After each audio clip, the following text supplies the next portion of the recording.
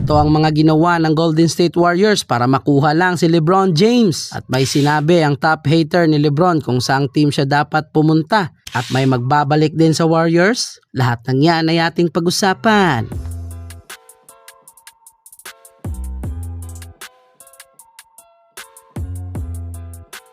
Una dyan ay na-report na ang dating championship coach ng Los Angeles Lakers na si Frank Vogel official nang lumipat sa Bay Area bilang bagong assistant head coach ng Warriors. Kilala si Coach Frank Vogel bilang isa sa mga pinakamatibay na defensive mastermind sa buong liga. Kaya naman, asahan natin ang muling pagbalik ng elite lockdown defense ng Golden State Warriors. Pero mga ballers, wag niyong sabihin hindi niyo alam na hindi lang yan ang dahilan sa pagkuha kay Coach Frank Vogel. Aminado tayong ang move na to ay literal na may mas malaking plano. Connected pa rin to sa patuloy na recruitment ng Dub Nation na makuha si LeBron James. Bakit? Dahil si Coach Frank Vogel lang naman ang naging coach ni LeBron James nung mag-champion ang Lakers sa 2020 NBA bubble. Pati ang rookie ng Warriors ay may low-key recruitment din para kay LeBron. Sa isang eksklusibong interview ni na Mark Stein at Jake Fisher sa bagong rookie ng Warriors na si Axel Ledenberg, naging usap-usapan ang kanyang komento kay LeBron. Sabi ni Ledenberg, I know you don't like rookies that much, man, but I'm not the average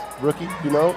Alam daw ng lahat na hindi masyadong mahilig si King James na makipaglaro sa mga rookies. Pero rekta niyang sinabi na hindi siya pangkaraniwan o average rookie lang at gustong-gusto niyang matuto sa ilalim ng mentorship ni LeBron James. At tinagdag pa ng rookie ay kung gusto daw ni King James na makasama ang greatest shooter of all time na si Stephen Curry at ang kanyang best friend na si Draymond Green, ay happy at handa ang buong Warriors organization na tanggapin siya. At mas pinatibay pa ang move na ginagawa ng Warriors ng personal na ni-recruit ni Draymond Green si LeBron James. Mismong ang defensive minister ng Warriors na si Draymond Green ang bumasag sa katahimikan. Sa kanyang sariling podcast, inamin ni Dre na personal niyang ni-recruit si LeBron James habang sila ay magkasama sa bakasyon sa Puerto Rico. Sabi ni Draymond, hindi niya na pinalampas ang pagkakataon at sinamantala niya nang makausap si LeBron. Napakalaki ang determinasyon ng buong organization ng Warriors na tapusin at isama sa ligasiya ng karera ni LeBron James na magkampiyon na kasama si Stephen Curry. Isipin nyo yon, Curry at LeBron sa iisang team para sa huling hirit. At para patunayan na seryoso ang Dub Nation, tanda pa natin na si Dre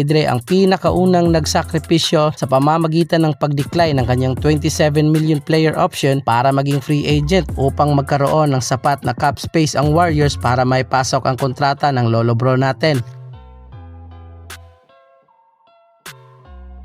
Kahit ang top hater ni LeBron James na si Dillon Brooks ay naiinip na rin sa free agency ni LeBron. Sa kanyang naging interview sa NBA 2K League show, muling pinairal ng Phoenix Suns forward ang kanyang pagiging villain. Nanawagan ito at sinabing magmadali na ang lolo natin sa pagpili ng kanyang susunod na team para matapos na ang pagkakabitin ni Brooks sa sitwasyon sa NBA free agency ni King James. Hindi lang pala tayo ang atat mga ballers.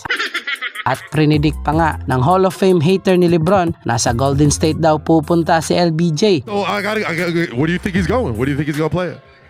I think Golden State. Ang dahilan ni Brooks ay para manatili si LeBron sa Pacific Division at makakalaban sila ng Suns ng 4 na beses sa regular season. Ayon sa mga analyst, ayaw mawala ni Dillon Brooks ang kanyang na-develop na rivalry kay LeBron James, kaya mas pabor sa kanya na lumipat ito sa Golden State. Habang nag-iinarte ang isa sa mga member ng LeBron Haters Club na si Tito Russell Westbrook na ayaw niya kunong pumirma sa Miami Heat pag andon si King James dahil may lamat pa rin ng dalawa. Pero iba naman kay Klay Thompson, kahit renade siya ng Golden State Warriors, ayon kay Jake Fisher ng Bleacher Report ay may interest ang kampo ni Klay at ng Golden State Warriors for a possible reunion, lalo na kung matutuloy ang pagpirma ni LeBron James. At ayon din sa balita ni Fisher na matagal na ring may interest si Klay Thompson na makalaro si LeBron.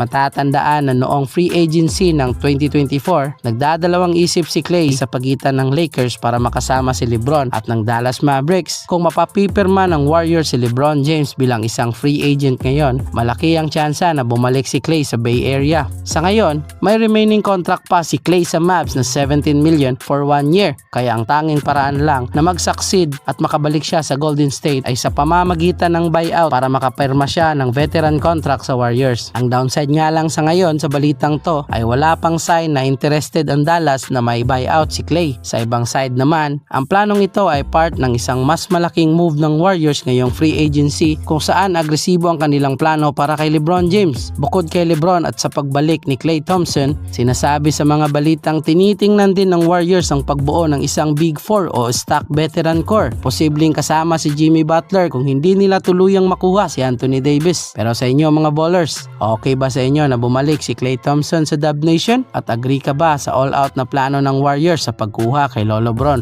O nasisira ang Warriors dahil sa mga move na to? Lahat ng daan ay tila itinuturo na si LeBron James ay magiging Dub Nation na. Sa ngayon, official statement na lang ang hinihintay nating lahat. Mangyayari na nga ba ang pinaka-inaabangan na Mega Alliance sa kasaysayan ng liga? I-comment mo lang ang opinion mo at ating pag-usapan. Kung gusto mong lagi kang updated sa NBA news, mag-subscribe ka na dahil road to 1K na tayo. And this is Ballers TV. Thank you for watching.